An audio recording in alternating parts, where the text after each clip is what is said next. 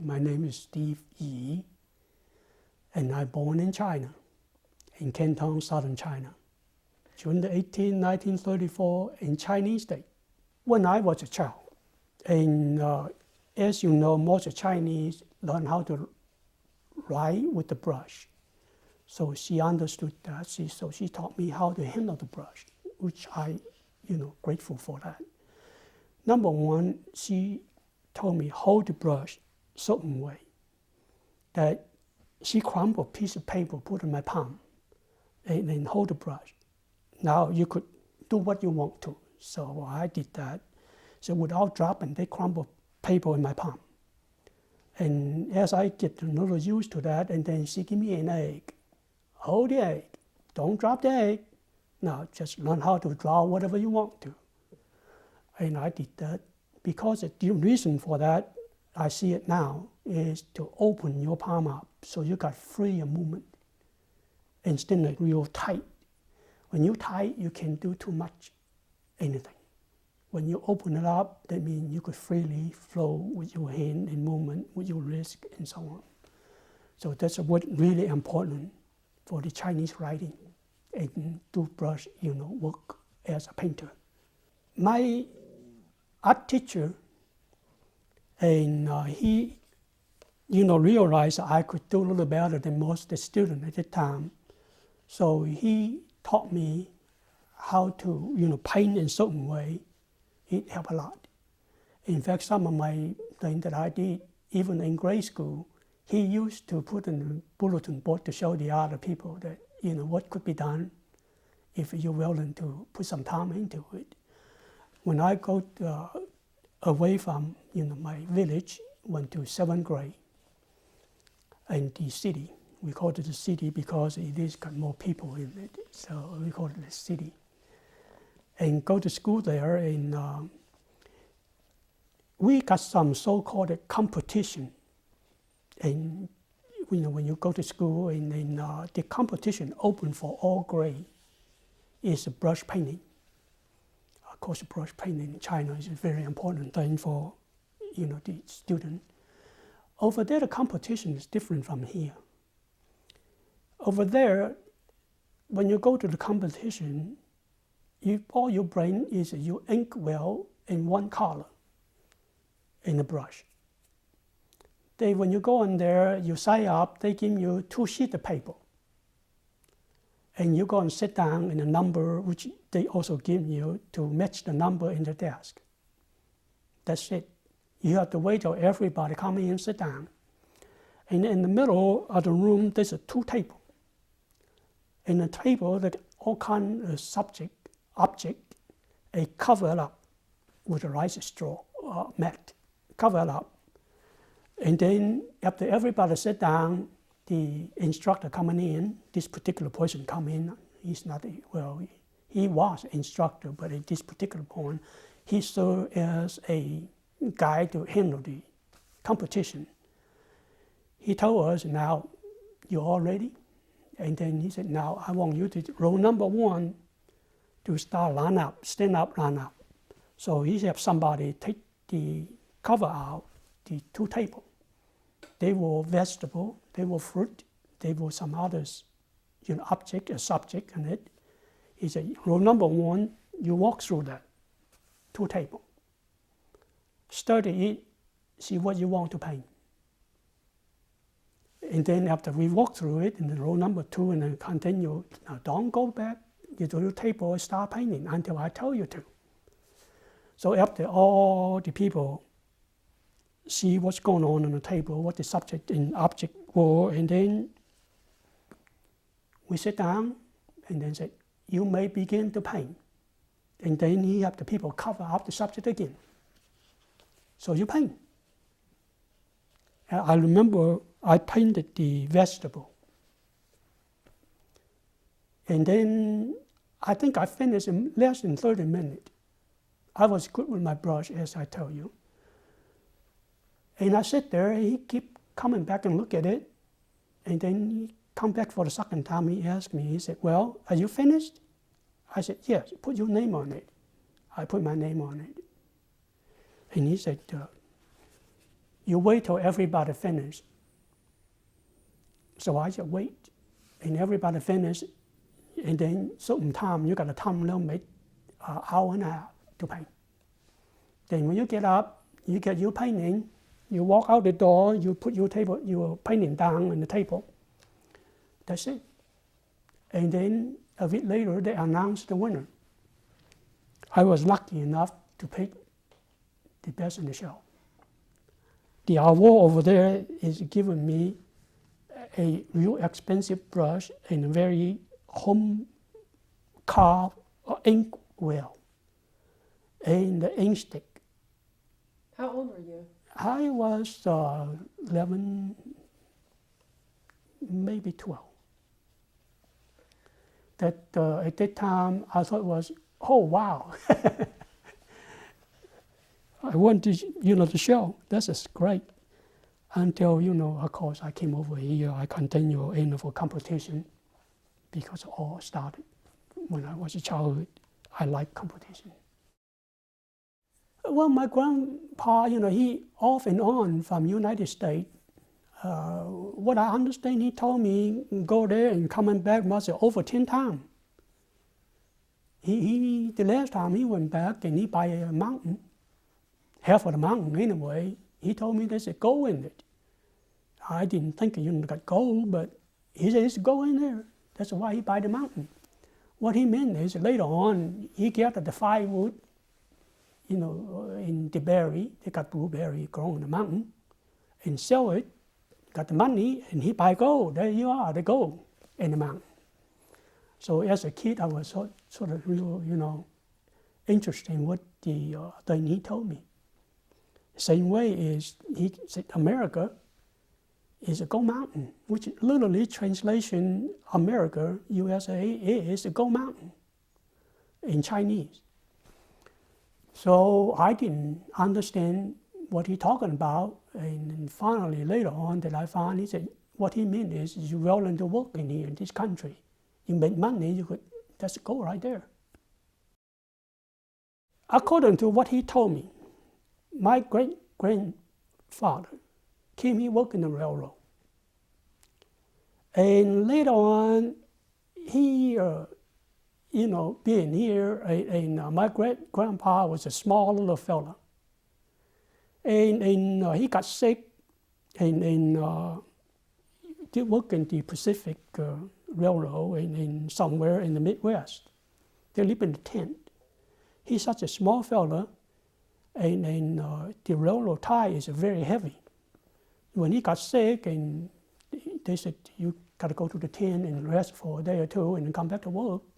While he resting, and he started cooking for himself.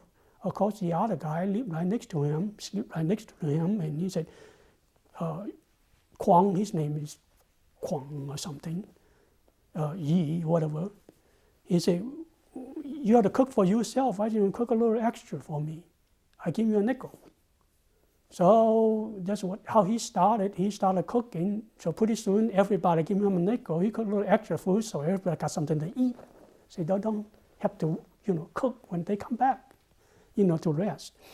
That's how he started. And my grandpa, according to what I understand it, he born in California. So that's how the family began, Of course, my uncle and my father, I think they born in China. He went home, went back to China, got married. Talk about my father. My grandpa made him to go back to China, get married, because he's the firstborn. And that's how I become the family. I stayed there until, the communism took over China before I left. I went to Hong Kong, and then from Hong Kong, I came here in California, and then to Mississippi with my uncle. Actually, really flew from California to here in Memphis. From Memphis, taking the bus down to my uncle down in Greenville, Mississippi. The funniest thing that I ever saw was those cotton shack by Highway 61. I never figured out what my grandpa told me that Americans so rich, why are those beat up shacks being there? Until I asked my uncle, he explained to me those is for the people who attend the cotton field. And then when I go to school, of course, you know that I can't speak English. So I don't go out play with the children. So I stay in the class just drawing. Of course, you know, the teacher that saw me doing all those things that she said, you need to go on with your same age. So they put me the same age group. So I continue to do those drawing, in which she sort of taught me after school, learn how to speak English. So tutored me in English. And pretty soon that we grown to be very close. She just called me her boy. I call her my mama, my American mama. Maxine Holcomb. She's a wonderful lady, and she keep encouraging me doing artwork. Because, you know, I came here, I don't get along with the people. The Chinese American born, they don't want to socialize with me. And American, that you got to remember this back in the 50s, it's not quite get along too well with the Oriental guy either. So in my Sunday, I usually just stay home and draw and paint. But one particular Sunday, I remember that I decided going up for a walk. See, my uncle rented a house just only a couple blocks away from the levee in Greenville, Mississippi. So I walk up the levee, either go to the south or the north. That particular Sunday, I decided to go north. I must be walking about 3 or 4 miles north. And as I walk, all of a sudden, I heard the commotion going on down in the lake. Well, Lake Ferguson is the Mississippi River, you know, connected to Mississippi River. So I looked down there, and there it was. I saw this big, huge man that drowned a little boy. So my first thought was to go and tell the police. I said, man, there's a murder going on here. So I really want to tell the police, but unfortunately, I can't speak English. So I ran all the way home, tried to tell my uncle, which I did. I probably ran the fastest 4 miles in my life. But anyway, as I tried to tell my uncle, distant uncle, and he was going to pick up the phone and call the police, and all of a sudden he stopped. I said, why don't you call the police?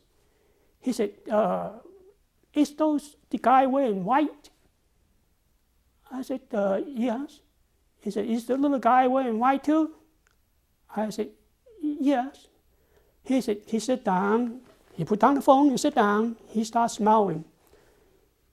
He said, he's not killing him. This is the so-called the baptism. So of course I didn't think much of it. I thought it was kind of funny later on, and since then I tell this story to lots of people. They all laugh about it. He said, you really don't understand the culture that we have in here. I often ask, but you know, Lake Ferguson, you got to remember, at that particular time, they discharge all the sewage down to Lake Ferguson. The water is so filthy, how can you purify anyone? That still remains a question in my mind. This is a really, you know, cultural shock to me. Mama Holcomb always teach me some Southern cultures. It's for a guy come from the different country, lots of things is different, so different that sometimes I don't understand. For example, I try to invite her to come to my uncle's house for dinner. And she looked me in the eye, she said, honey, I got something to do. However, I will take the rain check. So I didn't know what the rain check was.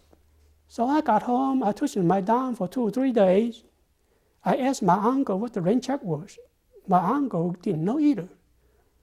In the meantime, I didn't realize that she told me she got to do something this particular Sunday afternoon.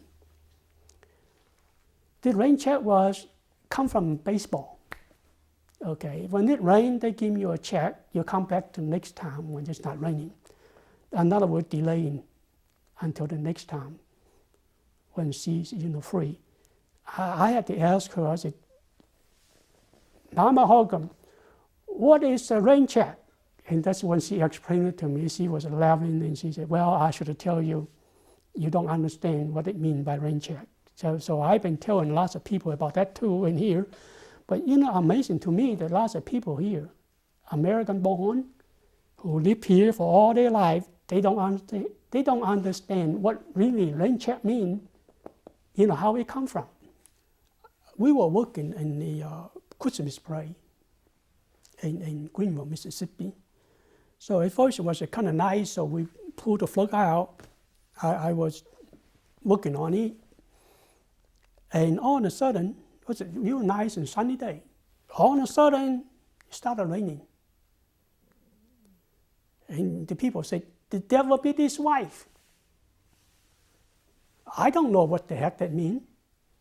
So later on, that's what she told me, is that when it started, sunshine and rain at the same time, the devil beat his wife. That's a good old Southern way of saying things. I want you to know, I've been wanting to paint the painting for a long time, and I just going to do it. I'm going to do a painting called The Devil Beat His Wife.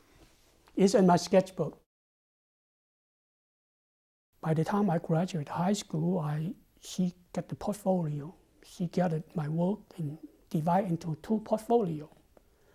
In the same time, because the competition was in the same time, which I don't know anything about competition, and she just asked me, would you like to end this for competition? I said, what is competition? He said, well, let me handle that. So she did, and she put some of my drawing and painting, watercolor, in one portfolio, sent it to the state competition. Another portfolio that she sent it to the national competition. Surprisingly, that she didn't tell me anything about it afterwards until the graduation. And then when they announced that I won the state competition, the best in show, I was shocked. And then just when I sat down a little later on, then they announced that I won the national competition, so I was even more shocked. So with that 2 competitions that, the money-wise, they put into book and material for me to go to school. In the same time, the portfolio was sent to here in Memphis, the Memphis Academy of Art. They gave me 4-year scholarship. That's how I become an artist. So, with the money, I go to school with nothing. I came up here in Memphis with $28 and some change.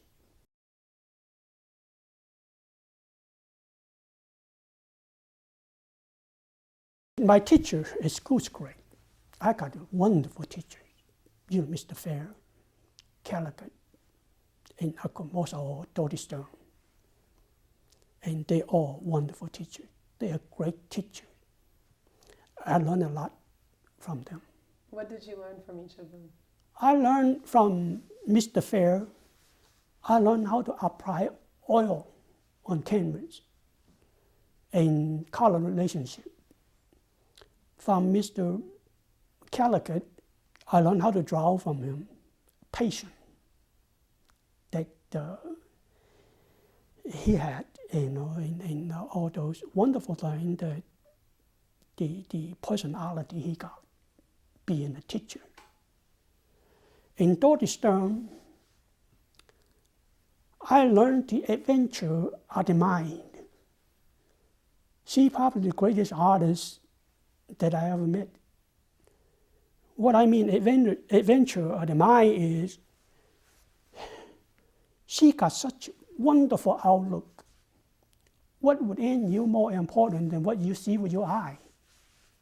Which, that's what the Chinese been taught in landscape. In Chinese landscape is that you're going to observe the landscape from the sunrise to sunset until it drew into your mind. And then you go back and paint from your memory and your feeling. Dorothy's turn is to explore your internal you. See what you could bring out. If it don't come out, it's okay. It's adventure. That's what taught me how to explore all texture, everything there is. Especially when I started painting with the subject. I will study it, what kind of texture it got, what kind of shape, the form, and then try to apply that coordinate and see you could come out with a painting. Even the simple thing that you could see every day. Well, Dorothy's work, she not only see in the surface, she dig deep into what's underneath the surface. That is very, very interesting thing to get into. I learned that from her. So I began to learn the same way. What's below? What is what I see? What is, if they erased it, what can be happen next spring? And then from spring on, what can happen in summer, in the fall, and then winter? That means I learned how to dig into it like Dorothy did.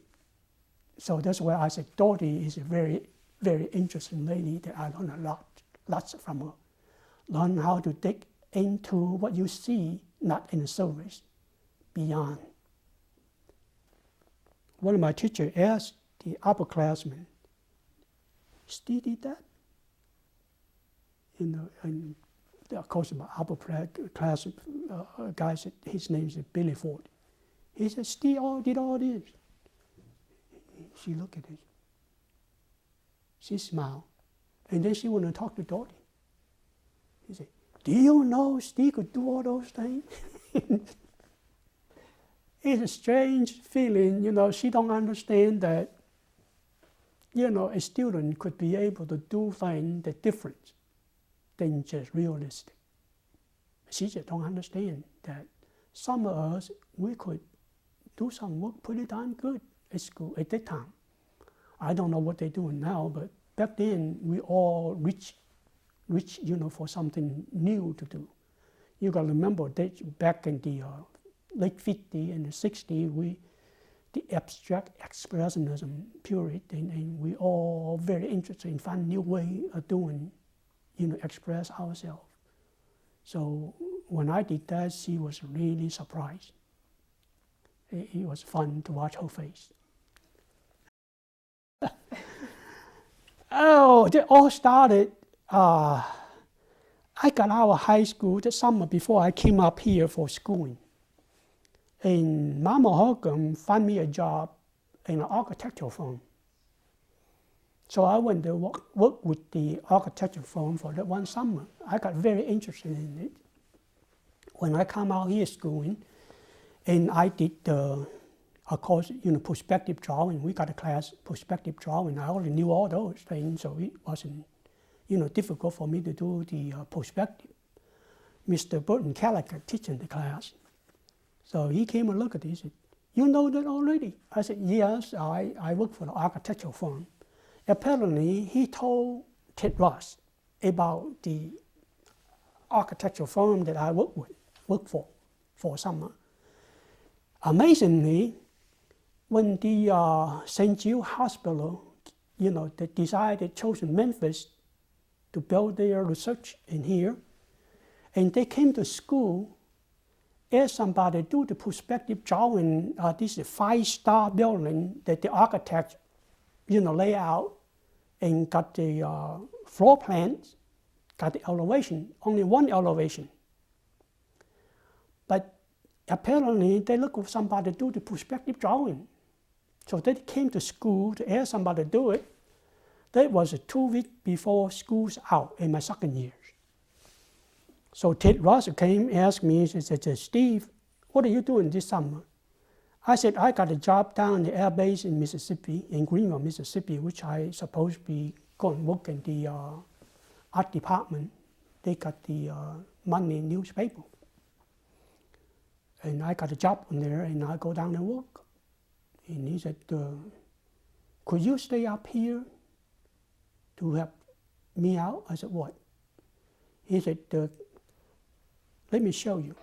So he got this architectural floor plan and the elevation plan.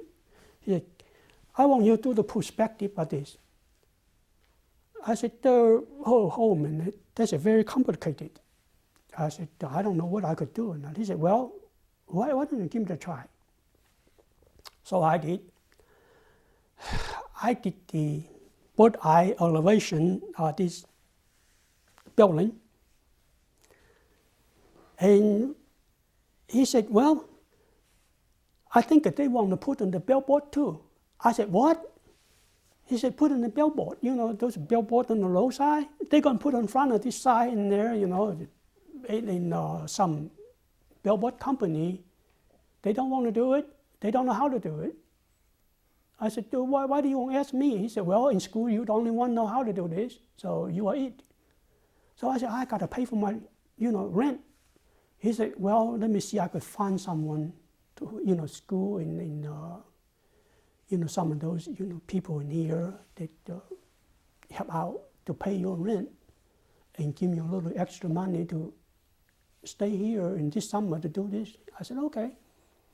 So I got this, draw it out, but I can't, we got a projector in our school. It's too big to draw and to go into the projector. So I had to line it up.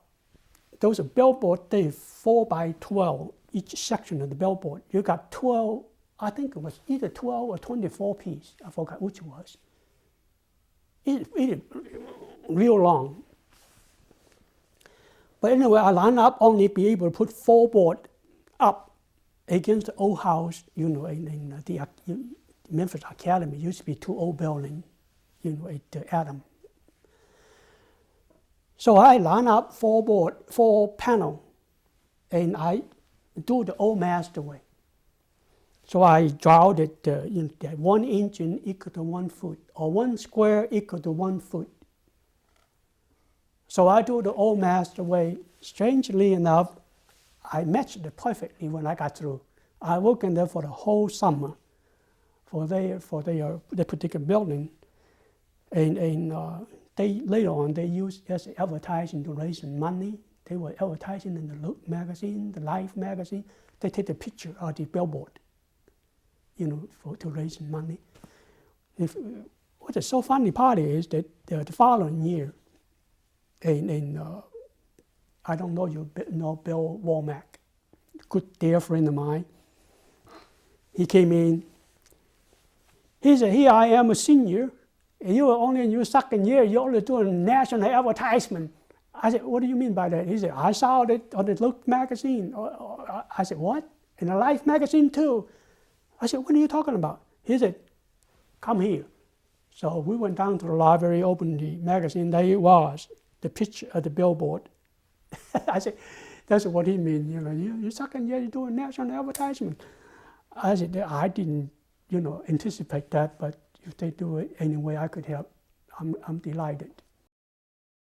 When I first got the scholarship come up here, I really wanted to be a fine artist only.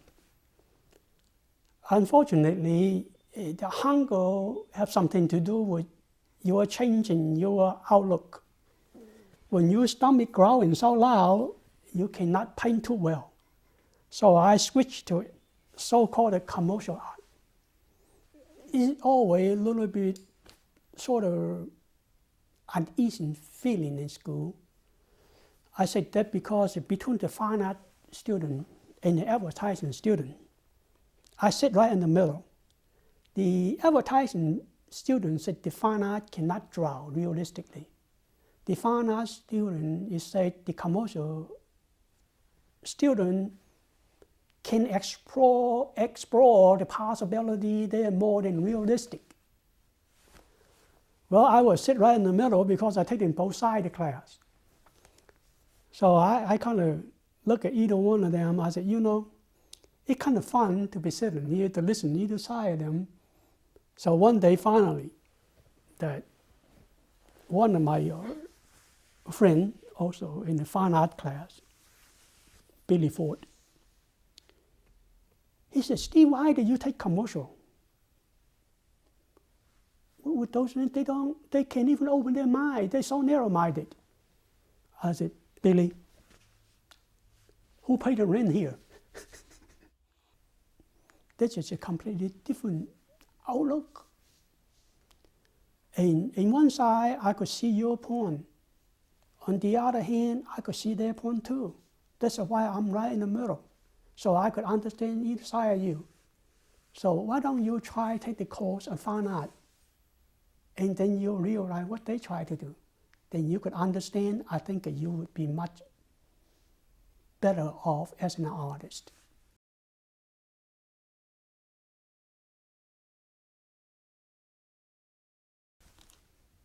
I go and work in the advertising business, whoever for or on my own, for maybe at the most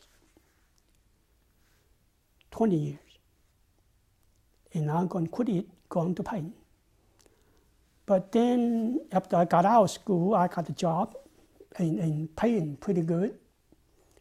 And also continued to paint. And my painting going pretty good too. So enabled for me to work for the guy for 12 years. I decided it's time for me to get on my own. So I worked for myself for almost 4 years. I quit the advertising business. I went on and paint. Made sure that I got enough money in the bank, accumulated, I could survive for at least 3 years. You know, if I'm not be able to survive in the 3 years, after 3 years, I go back to advertising. So luckily, the first year I got out, you just paint, and I do okay. But the second year, doing a little better. By the third years, I got work not just selling in here in Memphis, but rather push outside Memphis. And I have a plan, so to speak. In Memphis here, you got limited market, at least to me anyway. The people buying painting in here, I hate to say this, but they buy by the name. When you look at the name, YEE, the last name, the last one, they're going to buy your painting. So I knew right there and then, I said, I got to get my work outside Memphis. To do that, several ways. One, you could go talk direct to a gallery to handle your work. I'm not too good in talking. So the other one is, well, what if I enter for competition? I know if I could enter for competition, they got accepted. That means my work will show in different places, not just in Memphis, but all through the United States as well. So I start in for competition. Even just got in, at least the people see my work. If I won an award, that means people really pay attention to it. So that's how I begin. Luckily, during those stretch of time, I'd be able to win quite a bit of award, over 50 some, maybe even 60. After 50, I don't count them anymore. So some of the national competition, especially the one that I sent to California, the lady saw it, and that's how I picked up a dealer. She called me up, she saw my painting, she liked it, and she also liked the lady in the newspaper wrote a good article about my painting. So she decided to call me up, see whether I needed someone to handle my work out there in California. And she did. And in fact, she sent me an airplane ticket to take me out there. So I went, and we sort of agreed that she handled my work. She handled, at that time, 6 California artists. I'm the only watercolor artist our state, so which worked out according to what she told me perfect. So she did handle my work for several years until I got sick. And some of the other work I sent off to is cargo. for one of the paintings that I sent up there was really remembered it pretty well because it is a steep competition. A national competition, when they picked my painting as the best in show, I thought, well, golly, that's great. It was a big painting. It's a 4 by 5 feet and 4 inches.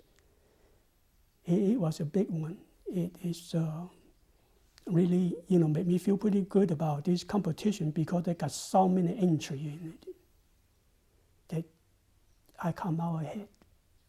They really encourage a lot. And then, of course, some of the other competition, in Atlanta, in Painting a Year competition, which they pick out the entire show for 64-piece painting to travel United States. And when the show, get to New York, and the guy called me up, he said, your first painting sold in the show up in New York. He would call me early in the morning, 6 o'clock, wake me up, and I said, huh? He said, I'm so-and-so, I'm the in charge of the travel show, and last night in the opening, someone bought your painting. We were forward for your check. So I said, wow, I saw a painting in New York. It's kind of fun thing. At the same time, it gave me the financial help that I needed because you never can tell. And when you got out in the show, the best way to my knowledge and push your work beyond Memphis. Region is okay, but in Memphis here, you can survive and so on just in fine art alone. Or I know there's only few of us at time. Dorothy Stern was one of the ladies, great artist, one of the best in Memphis. Carol Crow, the other one. That they're both my dear friends. And they helped, told me that Steve, be careful when you're going, our New York show. Which what amount to is that I got 2 invitations to have one-man show in New York. And I asked both of them because they have, show in New York. They have a large follower in New York. So I went and asked both of them. I said, what's the situation over there? They told me, be careful, Steve. They look at the invitation for the one-man show. They said, this in the summertime. Summertime is a slow month. They want somebody to fill up space. They also mentioned that I got to pay for the opening. They come to $12,000. I don't have $12,000. So I said, I better not. So I never have a show in New York. Well, Dorothy invited me to live in her house in John Street. I lived there for 2.5 years. During that 2.5 years, Dorothy and I, we sit down, we discuss and talk about different things in artwork, and she asked me about the Oriental way of approaching. I told her, and she told me, I just mentioned it, about how to study the subject matter. We sort of open discussion all the time, along sometime with some other friend came along. It's a wonderful place to live, especially among artists. And one day, at the time, of course, I was working downtown as an advertising, a commercial artist. One Friday afternoon, I got off work. I got home, as usual, I was a little tired. I got myself a glass of wine and sat down for a minute. At the same time, I also made a jar of Manhattan, which Dorothy liked to drink, ready for her to retire for a minute.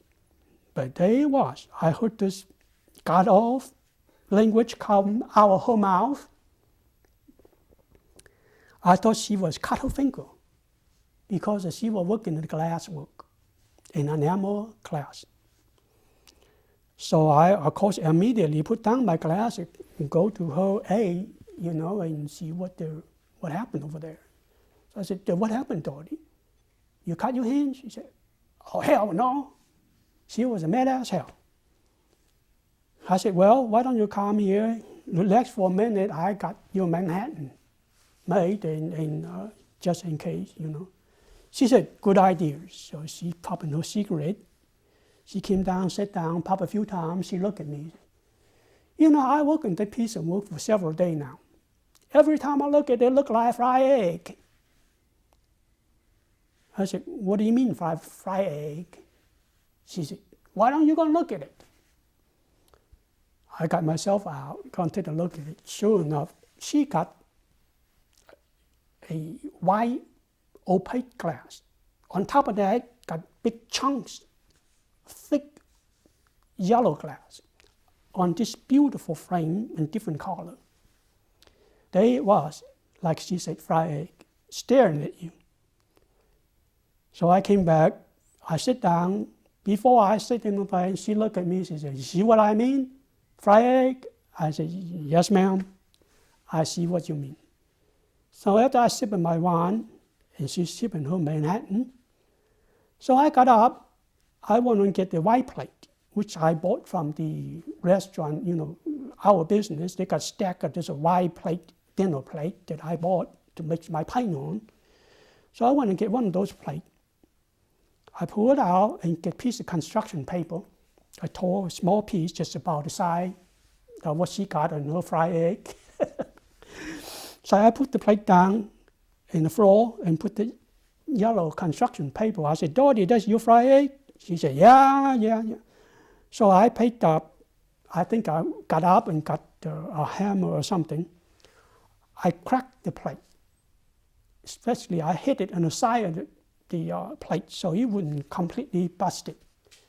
So I pulled some out and put it back together and put some out. And I told her, I said, look at it again, Dorothy, that's no longer fried egg. That become very interesting subject. She looked at that, she said, damn it. They need my own student go and tell me, show me, you know, prove to me that they're no longer in fried egg. I said, Dorothy, like a Chinese way of doing things. For example, we do the garden. We clean the garden. We never rack all the leaves up. We leave a couple of leaves out there, so it may create interest. Same way here. You know, you just have to bust it white, so it no longer become an egg.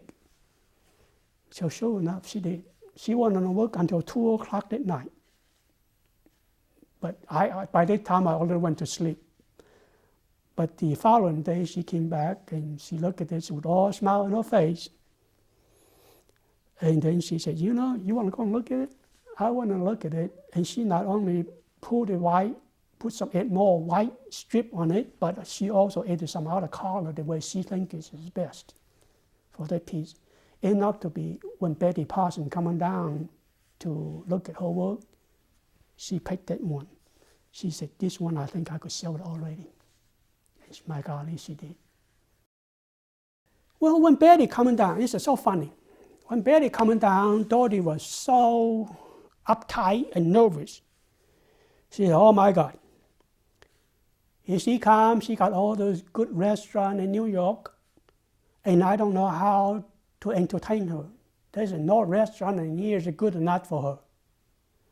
So I told her, I said, frankly, I said, Dorothy, I don't think she ever eaten the Chinese home cooking. Why don't you relax, let me cook? And you're going to invite your friend come over here, you know, to fix your drink. And I've cooked. We got a patio here, and I just work in the kitchen, so I cook up something. So I did. My golly, and she cleaned it up. All the cooking I did, I remember I cooked it in the vegetable with the beef and the shrimp and the, of course, rice. And my golly, Betty loved to eat. I could tell you that, but we eat it up pretty good. And she admitted, she said, you know, I never eaten the Chinese cooking like this, but boy, they're good. What did she say about your work? Oh, yeah. At that time, when she came down, so happened to be, we got a so-called Mid-South competition in here in Memphis. I entered a piece of my watercolor, and I won the watercolor division. Of course, later on, I won the best in show in that Mid-South too, but it was my watercolor, division that I went.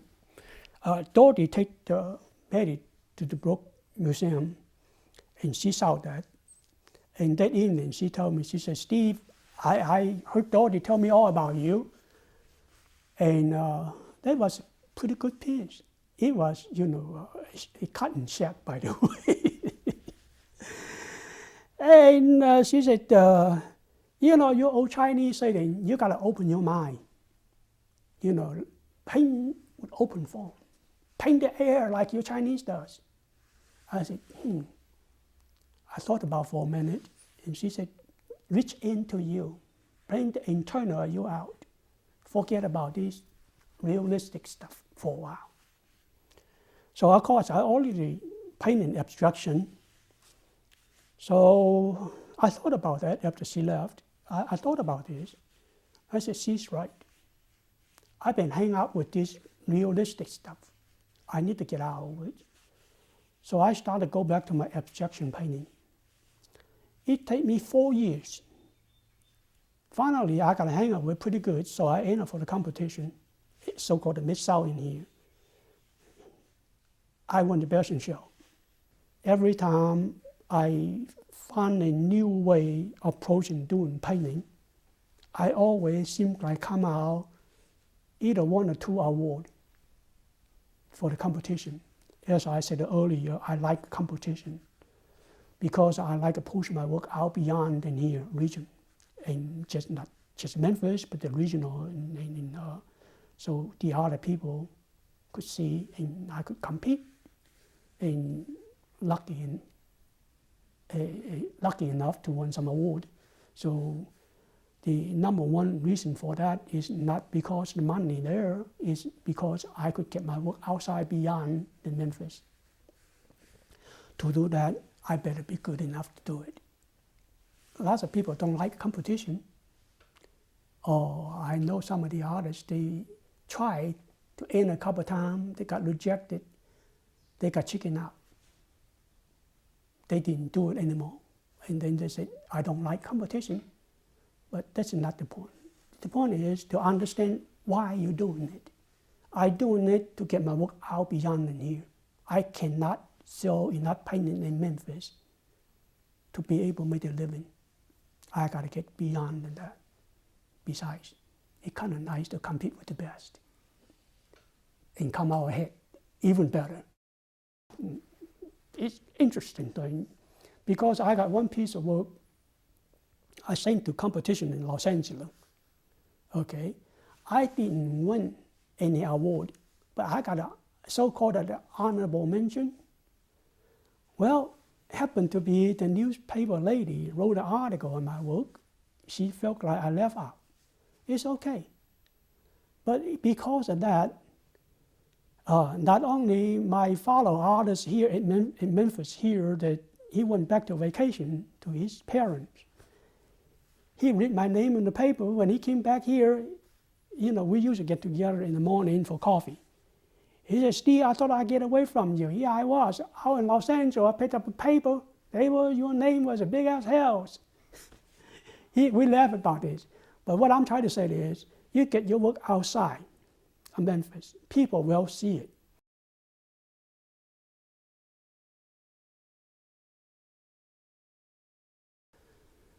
Younger students, they always feel a little bit more mature than the others.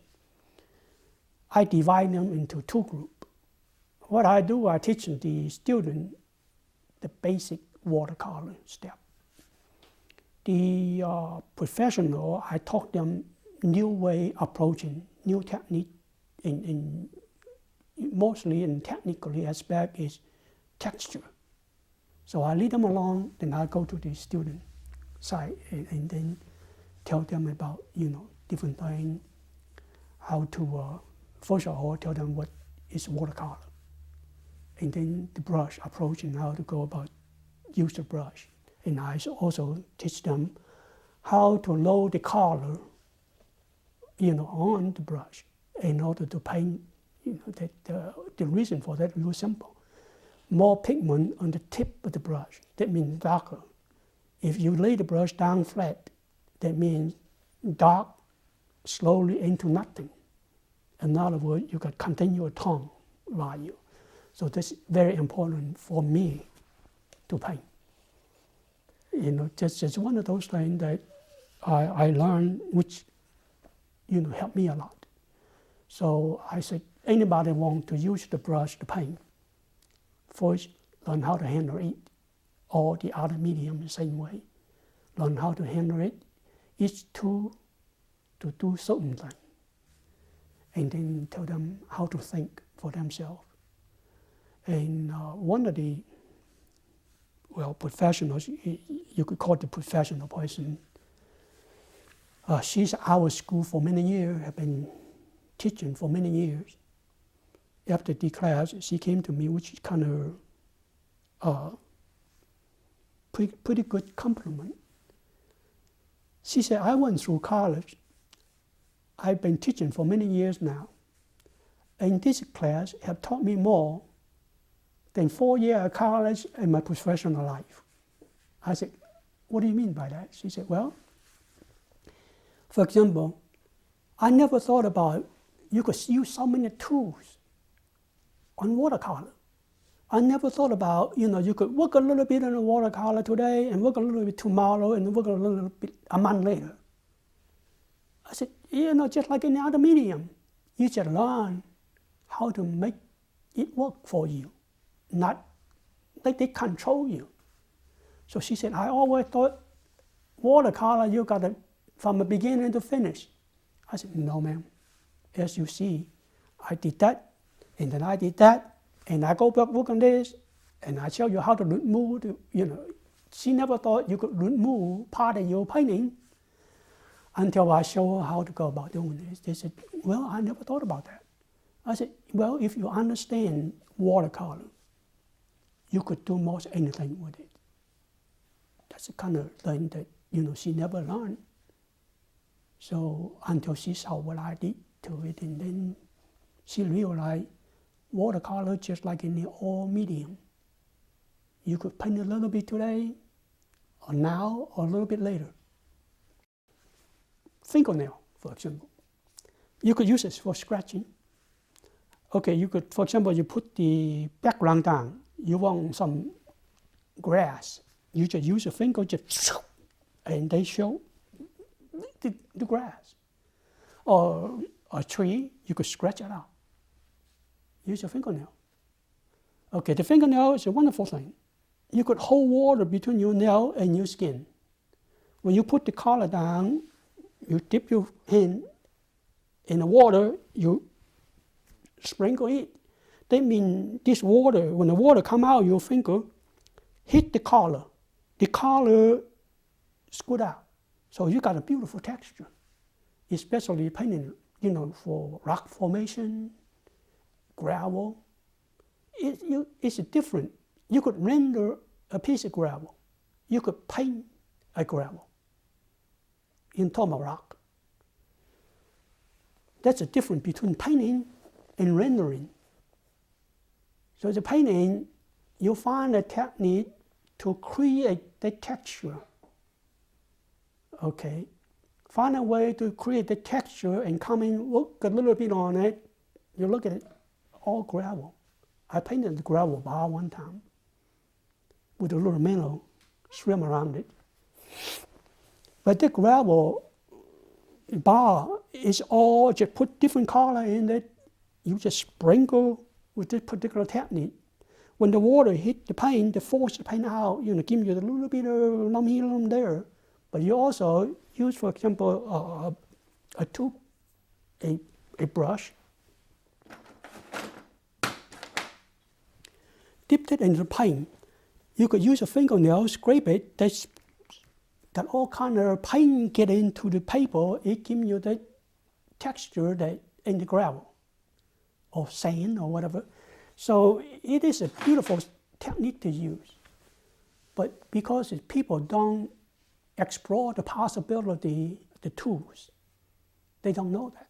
So that's why I go down to do the watercolor workshop, not just down in Mississippi, in different parts of the country. I show them all those techniques. I was in the watercolor workshop. I mentioned it. I do a painting. Okay, I'm in the stopping point. That's it. That's a stopping point. They said, "You finished?" I said, "No, it's a stopping point." Somebody picked it up right away. He said, "Yeah, I in a stopping point, but I always want to go back to work on my painting." I didn't say nothing about this because I don't want to offend anyone. What I mean in the stopping point of the painting is you put all your knowledge onto this particular subject. You get to that point, you do everything you can on this particular painting, you stop. That's the stopping point. Not finished. That's what the confusion between the other people think about when you talk about the stopping point, as I talk about in stopping point. My stopping point is, yeah, I stopped it. I do everything I can right now on this particular painting and this particular subject and this particular painting. I'll move on to another one. Now in this painting, in the second, now it's on its own. In other words, it's going to communicate with the other people. This is, in other words, the painting now beginning to communicate with you and with the other people who are looking at it. Some people said, "I don't like the color." Some people said, "I like the color." Some people, "I like the form." Some people said, "I don't like the form." In other words, the painting is on. That's beginning in the second phase. Second life, if you want to use that. The first life, I make it. The second life, and it's on. He now, the painting now, is going to communicate with whoever look at it. That's what I mean in the stopping point. But lots of people, they thought, well, I stopped right now. I like to go back there, do some more on it. That's not what I mean. To them, they got to understand the stopping point. Learn how to look. Observe the subject you're going to paint. And if you could close your eyes, they'll see what you observe, then you could paint it. In other words, paint from your heart and from your mind, rather than paint from what you see while you're painting it. That's the key for a so-called, we call it creative painter. So that was it. That's the most important thing I remembered it. My mother also taught me that. Learn how to look. Human mind is a wonderful thing. According to the old Chinese saying, the mind is a wonderful thing. And if you will reach in, you will dig, the deeper you dig, the more interesting they come out of you. You don't even know how much you know until you start digging. The same way in the painting. You don't know how much you could get out, not just one painting, but several paintings on the same subject. You keep on doing it, and then there's something happen in each one of your paintings.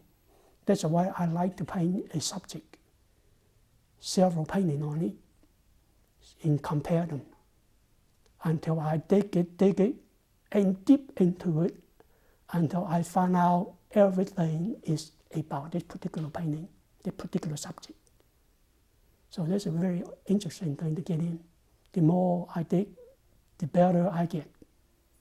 So that's why I always told my students anyway, try to reach in you and try to see what is the subject matter that you're looking at. Not just a surface, but beneath the surface, same way Dorothy taught me. Just learn how to look, not just on the surface, but beneath the surface and beyond just what you see now. See what happened tomorrow.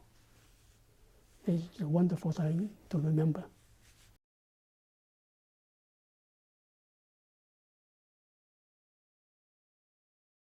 Number one, the outdoor provide me lots of subject matter to paint. I like the feeling out there. And I like the subject matter I chosen outdoor. Not everything that I see I like to paint, but lots of things I see I like to paint. And that's why I do mostly landscape or close up and something and another. So I enjoy doing that. Actually, my work come from realism. But if you look at it, just granted it looks abstraction form. But there's a meaning behind it, that doing that. And then you look a little closer, it's a real thing is there. But a little bit slightly altered it. At least in my watercolor anyway. In my acrylic painting, I usually got a messenger. Okay, we artists talk with our artwork, and how the viewer to look at it is completely different. That's communication. One particular painting I paint, okay, I call it front page painting, the headline painting. For example, this particular painting I painted, I was on a camping trip, okay, on the way toward Middle Tennessee, on the way to Del Hollow Lake. As we travel, all of a sudden I saw a whole bunch of pickup truck and a whole bunch of people in the field picking up those dead birds, blackbird. You ever heard of those disease, the blackbird, they drop and cause disease? What they did, they wait till the weather move in. Going to be rain tomorrow. The night before they spray, after they, put in the tree, they spray them with the detergent, the chemical called the turgitol. What it did is it wash out all the oil on the feather. When the rain came, they wash out all the oil, so they die. And the cold will kill them. Because the water and freezing their body, they no longer be able to survive the cold. So they die. Not only the blackbird, you see the other songbird as well. So it could bother me a lot. Until I came home, I thought about it, I painted the painting. I called it the morning of the turgitol. It's a whole bunch of dead birds, except that one bird, not quite dead yet, but he put in this mound over there, there's all the dead birds lie around the different birds. The one bird just started almost dead. I titled it The Morning of the Turgitol. That's a political painting. Or, if you call it a political painting or front page painting, and I painted one big oil painting. At the time I still painted oil. It's this telephone pole, two poles, slightly off one or the other. They got all those elect me, select me, got title in there, so and so. Those campaign poster tacked on the board in the pole. I thought it was interesting. So I painted it. I called it For Better, For Worse. It was an exhibit in Brooks Gallery one time. There was in the newspaper too. The guy said, I never thought about this. People paint that way. So I said, well, it's front page. So I painted. The title was For Better, For Worse. That means beyond just what you see, you got to think about it. Who you elect going to be either for better or for worse. So that's what I mean by some of the painting I do. My friend want the kitchen, redesign. So I already did it, And she always saw it, and she liked it. She said, go ahead, draw it out for me, so I could, do the contractor the bill. Well, that was it. I was ready to go and do that, but I got an urgent to paint. So I was doing a watercolor in my studio, in my midtown home at that time. And then as I paint my watercolor, of course, my palette was open. I mixed some paint on it. I was ready to go and do the painting. The telephone rang. I picked up the phone. There it was, my friend.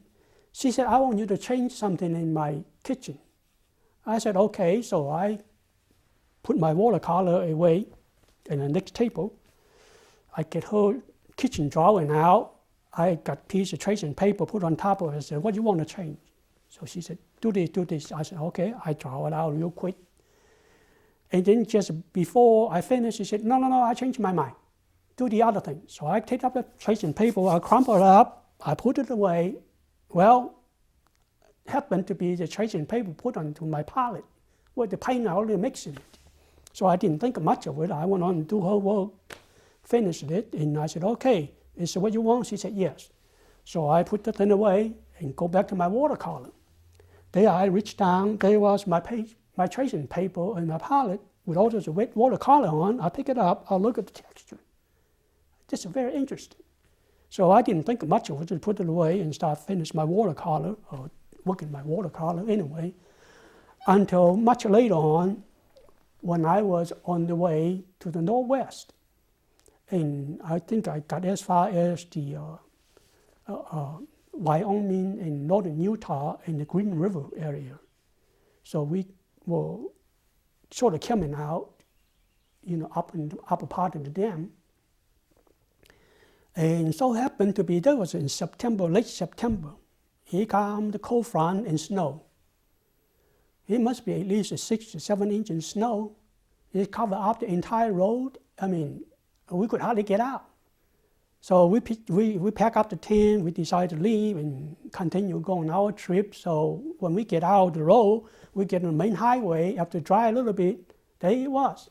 My tracing paper on the side of the road. I look at it, I told my friend, I said, look, that's my tracing paper. She said, what tracing paper? I said, right there. Of course, she don't understand that.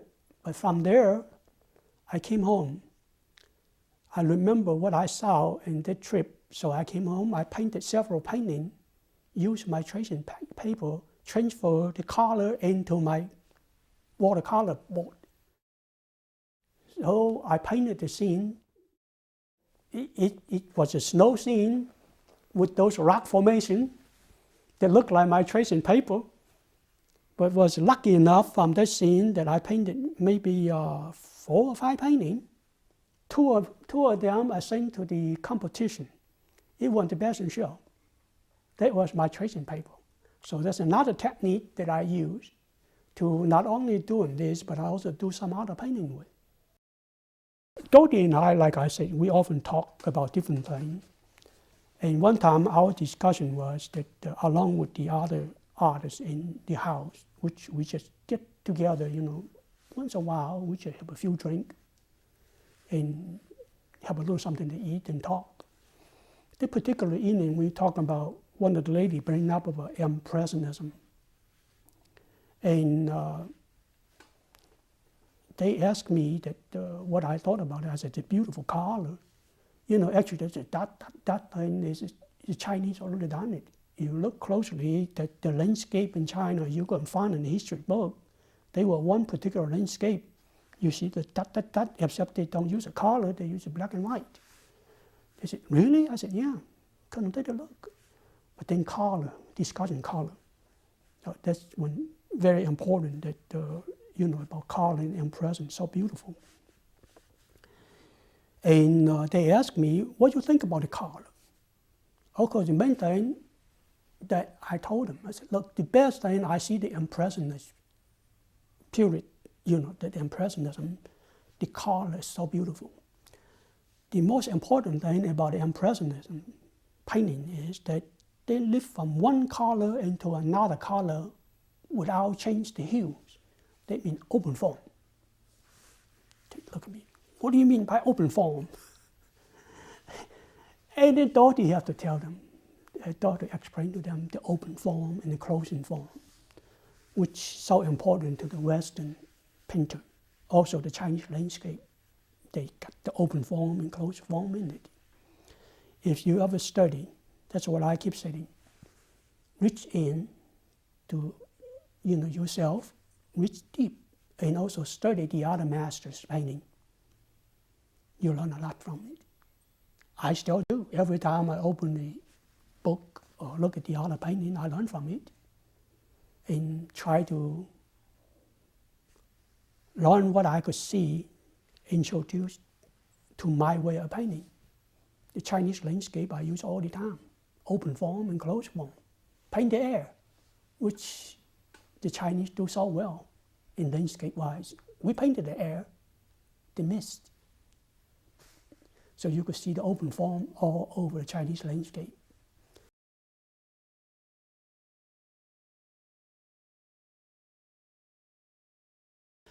Open form and form-wise, I did that a lot in my painting, if possible. I like to paint the form same as the form I would pick to do the subject. For example, one of the paintings I did, the Lee form. Just, you look out there, there's a Lee out there, and that's ordinary thing. But how do you make the painting, it become piece of art?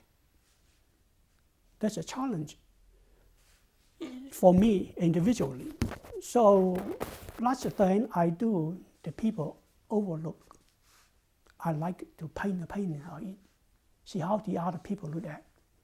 So I paint it, so I create the painting that first you look at it, you see form, and then you look at it, then you see all those leaf form, create the form. So it's all the open form, leap from one area to another, and then of course the closed form in the two, so it's a whole repeating form.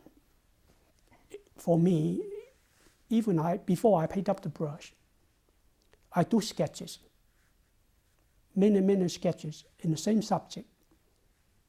From those sketches, I weed out some of the element, like the form. Is the form look okay? What about this? The color relation, all those things work pretty much in my mind. And then I'm start painting. But my sketch always in black and white, in pencil only. Because this way give me, when I'm ready to paint, I could paint, springtime, summertime, fall, or winter. So to give me a choice to paint. Of course, I have to pick the color, coordinate with season of the year. And so this way, I got the freedom to do what I want to. I don't lock in, okay, summertime. I sketch it for summertime only. But with the flexibility in my mind that I could paint it in the fall, I just simply change the color and change it a little bit, here and there, and create the interest to make it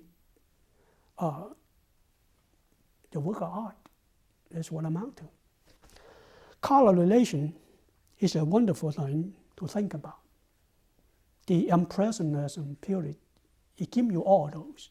The open form, the closed form, color relation, everything. You look at it, you study them. You will see it all in there. So what we do as an artist, we try to learn from the past, but put our own little bit of, should I say, my own little world, coordinated into it, see what I could do with what I learned from them as well as learn from my past. That's what create the individuality as a painter or as a sculptor. So as an artist, we have to look at the overall picture. Not only just what we could do, what we could see with our eye, but what we could do, bring the best our internal know-how into it. So when you do that, 9 out of 10, the painting can turn out okay, at least for me. what are you most proud of? It had to be the New Yorker. The short piece of work, the New York painting that I sent to the competition, they saw in New York to open the night, because it was, sort of, I was young. I saw piece of work in New York. I kind of pat myself in the shoulder a little bit. In the first painting saw in the opening, Dancing with the Wind. It's a acrylic painting. You could say mixed media, because it does with rice paper mixed on it, but it's acrylic, or more like a collage type. And I'm sure nobody done it before, because what I did, I took the rice paper, illuminated on the canvas. I also built it up, got lumps, and it's abstraction painting, and sort of the color dancing through the paper. It's like the movement, see the wind blow the, let's say, the wild grapes or the honeysuckle, see the wind, when they blow, they kind of flipping around, So I said, dancing with the wind. So I painted, just abstraction and color only. You don't recognize what it is. But apparently the guy liked it. Whoever bought it, he liked it. I think besides award winner, the most wonderful feeling is when the government representative called me up right after I won the Mid-South. And I also got a painting, like I told you, in the painting of the year competition. And Nancy something, another, represent the painting, the embassy program. And she called me up, she said, I'm so-and-so, Nancy something, and I forgot her last name. I'm in charge of this embassy program. I'm calling you from Washington, D.C. I'm going to pick, some artists from different sections of the country. Your name was come up along with several names in your region, which means Tennessee. I'm going to be in Memphis certain date and so on. Would you be interested in let me come by look at your work? Of course, I was delighted. I was picked among with all the other people, including Dorothy Stern and all the others. The faculty from the Memphis Art Academy, from Memphis State, and all the other college around Tennessee. So she did came, look at my work. She picked one painting. She said, I like this one. He said, could you sign it? Would you let me have this painting, sign it to give me the address, the warehouse? I asked her, I said, how many people you picked in here? He said, you're the one in Tennessee, from Tennessee. You're the first one from Tennessee for this year. But however, I come back next year, I'm going to pick somebody else, another one. So I'm the first artist represent Tennessee for the embassy program. My painting was a travel in Europe for a whole year and a half. That was my sort of, gee whiz, I'm a nobody. Here it is. The lady called me up, asked me to represent my state. That was one of the things I thought, well, I'm really proud of myself, What is it that you get out of being an artist that you think has been able to keep you healthy and keep you alive? It's the creative ability. They keep reaching in, see what I could come out with. After my opera, after I have this little bit of coincidence that I have a liver transplant, I didn't know whether I still be able to do it or not, doing more painting or creative artwork. But luckily, my body deteriorated, but my mind still intact. So that was, thank God, and I'm still be able to walk and be able to function, properly. But the most important thing is to be ability to think. That's what really being a good artist or any other kind of artist. You got to reach in, learn how to think, to be able to present yourself into piece, canvas or sculptures or the fibers, in any kind of art form. Be able to think and reach in, you bring some part of you out. That's what made me going, see what else I got in there. So I keep reaching in, see what I got in there. So that's what makes it so unique about this whole being an artist.